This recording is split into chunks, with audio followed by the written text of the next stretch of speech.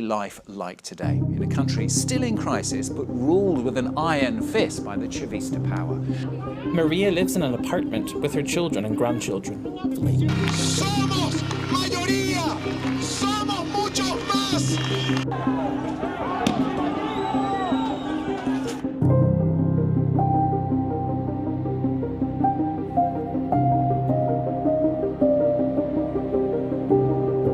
Halo guys, kembali lagi bersama gue di Bukan Dongeng Twitter. Hari ini, hal yang mau gue bahas adalah soal kasus inflasi di negara Venezuela, yang awalnya menjadi salah satu negara terkaya di Amerika Latin dan sekarang menjadi salah satu negara termiskin di sana hanya dalam waktu beberapa tahun. Bahkan saking besarnya inflasi di sana, banyak warganya yang memutuskan bekerja dengan bermain game. Nah, apa penyebab hiperinflasi ini bisa terjadi? Dan game apa yang dimainin warganya buat nyari uang? Ayo kita bahas di video kali ini.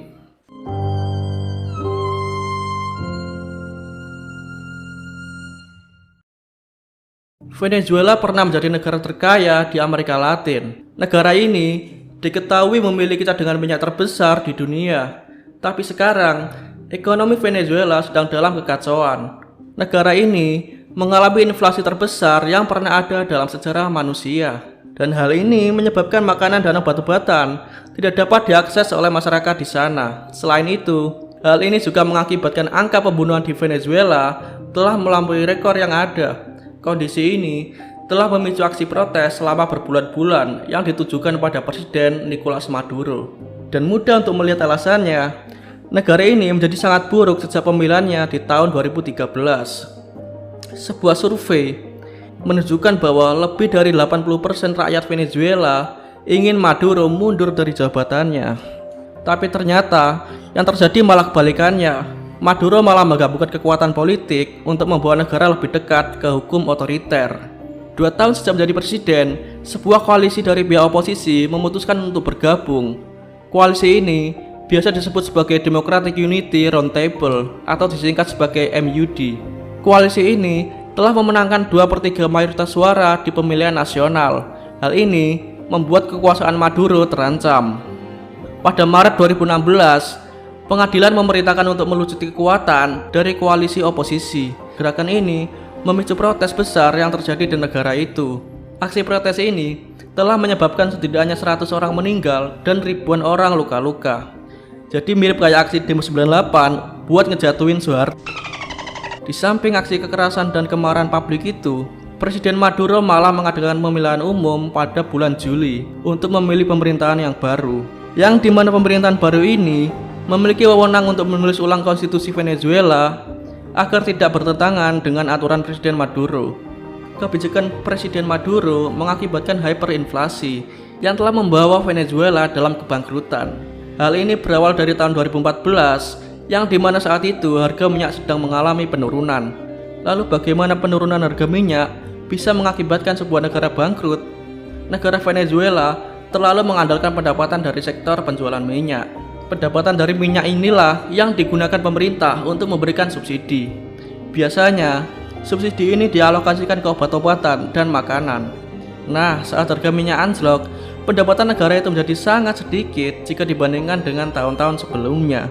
Hal ini mengakibatkan pemerintah mau tidak mau harus mencabut subsidi yang biasanya diberikan ke masyarakat, yang akibatnya harga makanan dan obat-obatan melambung sangat tinggi.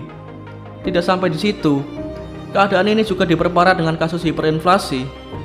Inflasi ini diakibatkan karena Venezuela terlalu banyak mencetak lembaran uang mereka.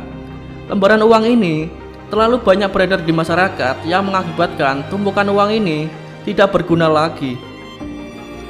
Orang-orang pun mulai menolak menggunakan mata uang Venezuela dan mulai beralih menggunakan dolar Amerika Serikat. Inflasi Venezuela ini telah mengalahkan rekor yang sebelumnya dipegang oleh Zimbabwe. Bahkan para petani di Venezuela melakukan barter untuk menjual hasil panen mereka. Hal ini dikarenakan mereka tidak ingin menerima bayaran dengan mata uang Venezuela. Mereka biasa menukar hasil panennya dengan makanan yang tahan lama seperti tepung, beras, dan pasta. Bahan pokok ini sangat mahal di Venezuela dan mereka tidak mampu membelinya. Bahkan studi dari NOV, sebuah organisasi independen yang mengumpulkan informasi dari Venezuela, menunjukkan sekitar 80% warga Venezuela tidak punya cukup uang untuk membeli bahan pokok makanan. Kebanyakan dari mereka yang menawarkan barter berasal dari populasi di pedalaman di mana pekerjaan langka. Menurut para petani Venezuela, situasi mereka sangat sulit. Bahkan mereka tidak mampu membeli tiket bis ke kota. Tapi situasi sulit ini tidak serta-merta membuat warga Venezuela putus asa. Warga Venezuela didorong untuk menjadi lebih kreatif untuk bisa bertahan hidup. Salah satu cara kreatif yang dilakukan untuk mencari uang adalah dengan bermain game. Bukan game yang ini, tapi ini, Old School RuneScape. Yang menarik dari game ini adalah game ini punya ekonominya sendiri. Jadi di sana ada tempat jual beli di mana pemain bisa menawar item yang mereka mau dan harganya berdasarkan permintaan dan penawaran. Warga Venezuela biasanya bermain untuk mencari gold yang nantinya ditukar dengan dolar Amerika Serikat. Dengan mencari gold di game ini, warga Venezuela bisa menghasilkan 8 dolar Amerika Serikat sehari, yang dimana ini jauh lebih besar daripada rata-rata gaji sebulan di sana, yang hanya 5 dolar atau 70.000 rupiah jika dikonversikan ke uang Indonesia. Rumor mengatakan kalau sekitar 1,8 juta warga Venezuela bermain game ini untuk mencari uang. Lalu, kenapa warga Venezuela bermain game Old School RuneScape? Kenapa nggak FF atau game yang lain? Ini karena Old School RuneScape merupakan game lawas. Jadi spesifikasi komputer tidak begitu canggih. Game ini bisa dimainkan bahkan di komputer lama sekalipun. Ini yang membuat warga Venezuela bisa bermain game ini dari komputer yang mereka miliki di rumah. Menariknya, game ini bukan hanya dimainkan oleh anak muda, karena uang yang didapat cukup menjanjikan, bahkan dimainkan oleh berbagai kelompok usia, mulai dari orang tuanya sampai kakek neneknya. Ada beberapa kisah bagaimana Old School RuneScape bisa mengubah hidup warga Venezuela. Ada seorang mantan akuntan bernama Martinez.